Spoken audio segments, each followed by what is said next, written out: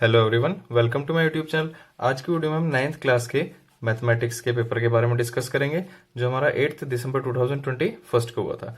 आज की वीडियो में हम सारे आंसर्स के बारे में बात करेंगे। इसके बाद हम इसकी एक एक्सप्लेनेटरी वीडियो भी अपलोड करेंगे। तो फर्स्ट क्वेश्चन था आपका रैशनल नंबर बिटवीन 1/2 एंड 3/4। तो इसका जो करेक्ट आंसर वो होगा आपका ऑप्शन नंबर डी, 13/20। इसी तरह से second question, which of the following is not a solution of the equation x plus 2y minus 4 is equal to 0। कौन सा सॉल्यूशन नहीं है? तो इसका भी आपका option number D, 1,2। Next question number 3, the figure obtained by plotting the points. आपको 4 points दिए हुए और पूछा कि कौन सी फिगर आएगी, तो इसका फिगर बनेगी रेक्टेंगल, ऑप्शन नंबर ए। इसी तरह से fourth question, the angle which is 5 times is supplement. तो ये एंगल आ जाएगा आपका option number D, 150 degree.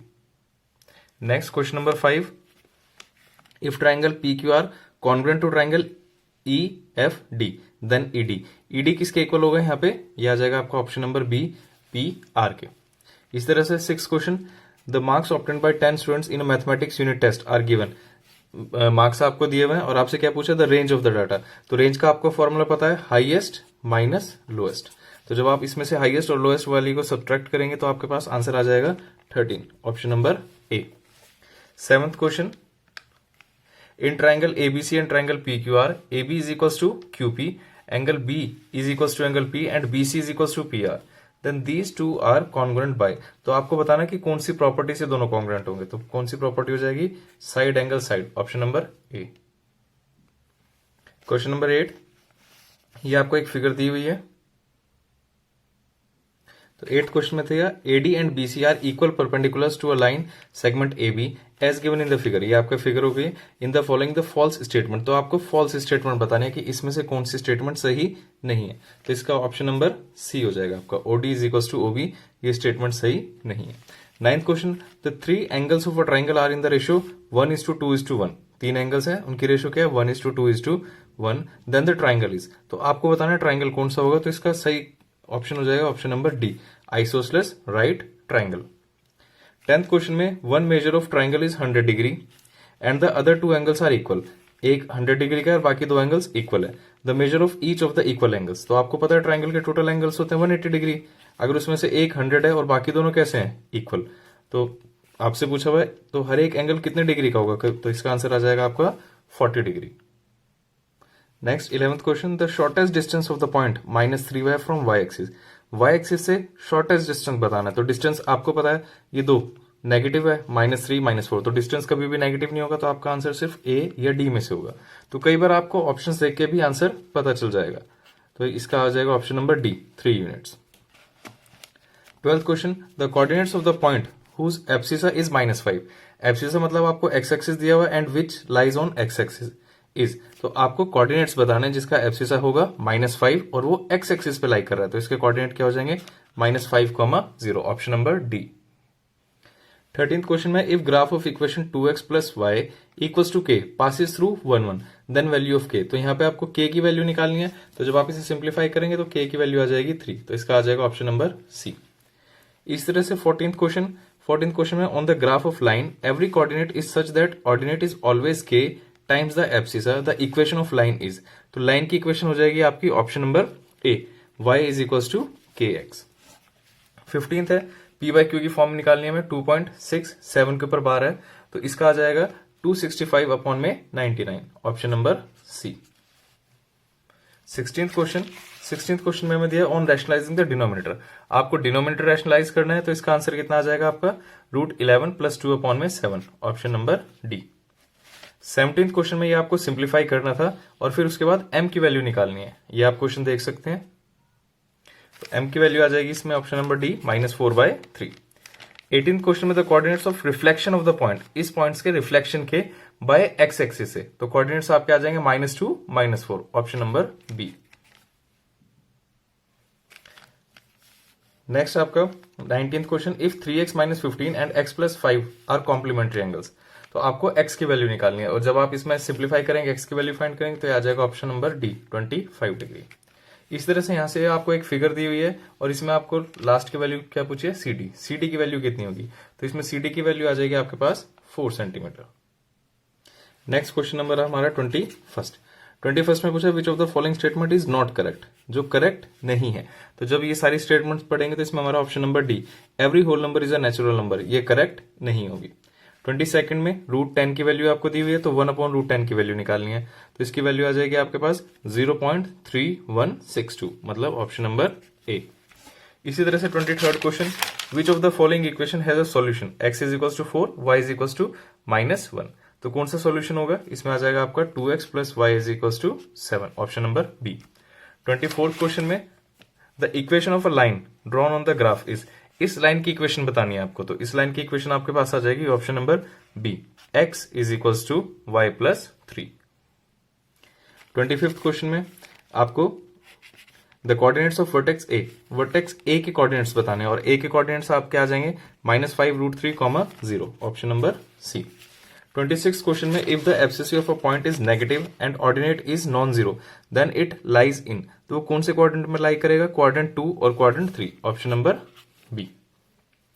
27th question, in the given figure L parallel M, L M के पैरेलल दिया हुआ है आपको एंड P Q के, तो आपको x की वैल्यू निकालनी है, यहां पे दिया हुआ है x, तो जब आप इसे सिंप्लीफाई करेंगे तो x की वैल्यू आ जाएगी आपकी 55 degree, option number C. 28th question में in the following figure AB parallel CD the value of x की वैल्यू निकालनी है, तो यहां से जब आप इसे सिंप्लीफाई करेंगे x की वैल्यू आ जाएगी, ये आपको यहां x दिया हुआ है 120 डिग्री। 29th क्वेश्चन में if the altitudes from the two vertices of a triangle to the opposite sides are equal then the triangle is, तो वो किस टाइप का ट्राइंगल होगा, तो वो ट्राइंगल होगा isosceles triangle, option number A. 30th question, if triangle ABC congruent to triangle FDE और आपको कुछ वैल्यूज दी हुई है, then which of the following is correct, तो कौन सा करेक्ट होगा, तो जब आप इसे वैल्यूज के अकॉर्डिंग चेक करेंगे तो आपका option number B, DF is equal to 5 centimetre and angle E is equal to 60 degree, ये ऑप्शन आपका करेक्ट हो जाएगा। इसी तरह 31st question, if x y z are positive real numbers then value of root में x inverse y, root y inverse z, root z inverse x, तो जब आप इसे सिंप्लीफाई करेंगे तो इसकी फाइनल वैल्यू क्या आ जाएगी, ऑप्शन नंबर सी, 1। 32nd क्वेश्चन में फिर से आपको एक सिंप्लीफाई करना था, सिंप्लीफाई करेंगे तो इसमें आपकी ऑप्शन आएगा 2, ऑप्शन नंबर बी सही आंसर आ जाएगा 2। 33rd, every point on a number line represent, जो नंबर लाइन पे हर एक पॉइंट होगा वो क्या रिप्रेजेंट करेगा, तो वो रिप्रेजेंट करेगा a unique real number, option number A. 34th question, the graph of the equation, अब इसमें से आपको दिया हुआ है कि ये जो कौन सी ग्राफ, ये जो आपको इक्वेशन दी हुई है 2x minus 3y is equal to 6, ये इक्वेशन इनमें से किस ग्राफ को सेटिस्फाई करेगी, तो इसमें आ जाएगा आपका ग्राफ नंबर 4 इस वाले ऑप्शन में, तो इसका आ जाएगा ऑप्शन नंबर डी। 34th का हो जाएगा डी ऑप्शन। 35th में the difference between the graphs of equation x is equal to -2 and x is equal to 3 is, आपको डिफरेंस बताना है, क्या डिफरेंस होगा, तो जब आप इसकी वैल्यू फाइंड करेंगे तो इसका आ जाएगा ऑप्शन नंबर ए, 5 यूनिट्स। 36th क्वेश्चन में आपको फिगर दी हुई है और आपको एंगल ECD की वैल्यू निकालनी है, एंगल ECD की वैल्यू आ जाएगी आपके पास 130 डिग्री, ECD ये वाले एंगल। 37th क्वेश्चन में when two straight lines intersect then, तो जब दो स्ट्रेट लाइन इंटरसेक्ट करेंगी तब क्या होगा, इसमें आ जाएगा आपका ये एडजेसेंट एंगल्स आर सप्लीमेंट्री और इसके साथ आपका vertically opposite angles are equal, तो मतलब सेकंड और थर्ड ऑप्शन करेक्ट होंगे। अब हमें ऑप्शंस में देखना है सेकंड और थर्ड कहां पे है, तो वो आ जाएगा option number B, second and third are correct. 38th question में फिर से आपको एक फिगर दिया है और आपको एंगल ACB की वैल्यू निकालनी है, ACB ये पूरे एंगल की, तो जब आप इस पूरे एंगल की वैल्यू फाइंड करेंगे तो ये आ जाएगा आपका 100 डिग्री, ऑप्शन नंबर ए। 39th क्वेश्चन में असर्शन और रीजन वाले क्वेश्चन दिए हुए हैं, तो 39 और 42 क्वेश्चन है असर्शन और रीजन वाले। तो 39 में यहां दिया हुआ है each angle of an equilateral triangle is 60 degree, equilateral triangle का हर एक एंगल 60 डिग्री होगा और उसका रीजन दिया the sum of 3 angles of triangle is 180 degree. तो आपको इसमें बताना है कि ये असर्शन रीजन का करेक्ट एक्सप्लेनेशन है या नहीं, तो इसका ऑप्शन नंबर आ जाएगा हमारा option number B, both A and R true but R is not correct explanation of A, दोनों सही है लेकिन जो रीजन है वो ए का असर्शन का करेक्ट एक्सप्लेनेशन नहीं है। Next question number 40th question में the range of the following data is 14, हमें एक डाटा दिया हुआ है और कहा है कि इसकी रेंज है 14 और रीजन दिया है range is the mean value of data, कि रेंज मीन वैल्यू होगी डाटा की। तो इसमें से जो हमारा ऑप्शन नंबर आएगा इसका ऑप्शन नंबर सी हो जाएगा, A is true but R is false, मतलब जो हमारा इसमें रेंज आ रही है, तो रेंज तो ट्रू है, लेकिन रेंज का जो इसने वैल्यू बताई है, जो इसका मीनिंग है, ये फॉल्स है। तो इसलिए हमारा ऑप्शन नंबर सी। नेक्स्ट है हमारा एक केस बेस्ड स्टडी क्वेश्चन है, 10 क्वेश्चन है। अब आपको दिया हुआ है, a triangle park has sides 120 metre, 80 metre, 50 metre. A gardener has to put a fence all around it and also plant grass inside. The park has 3 meter wide entry gate. अब आपको कुछ questions दिए हुए हैं. The length of fencing is. तो fencing की length कितनी होगी जब आप पूरा कैलकुलेट करेंगे, तो वो आ जाएगा आपका 247 मीटर, ऑप्शन नंबर ए।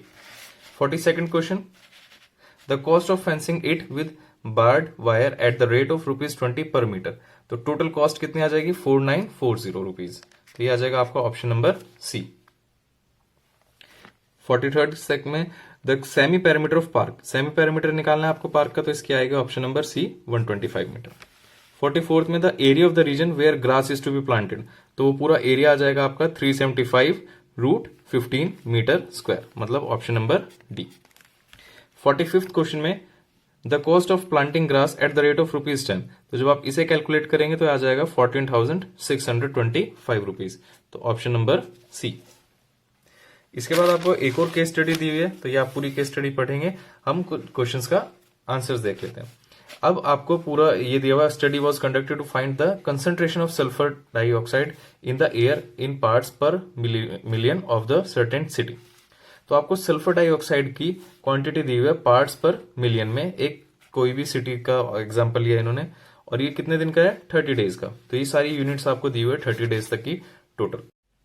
तो पहला क्वेश्चन है आपका, what is the maximum concentration of sulphur dioxide, सबसे मैक्सिमम कंसंट्रेशन क्या होगी, तो इसका आंसर आ जाएगा 0.22 ppm parts per million.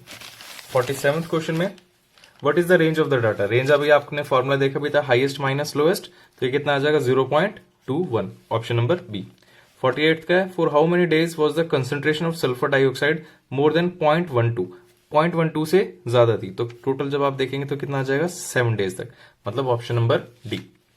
49th में, for how many days was the concentration of sulphur dioxide less than 0.09 ppm, 0.09 ppm से कम थी, तो इसका आंसर आ जाएगा आपका टोटल 17 डेज तक का। और for how many days was the concentration of sulphur dioxide is more than 0.08 but less than 0.17, मतलब 0.08 से ज्यादा और 0.17 से कम, तो इसका करेक्ट ऑप्शन होगा 8 डेज, तो ये आ जाएगा आपका ऑप्शन नंबर डी। तो अब इस वीडियो को देख के आप अपने करेक्ट आंसर्स मैच कर सकते हैं कि आपके टोटल मार्क्स कितने बन रहे हैं।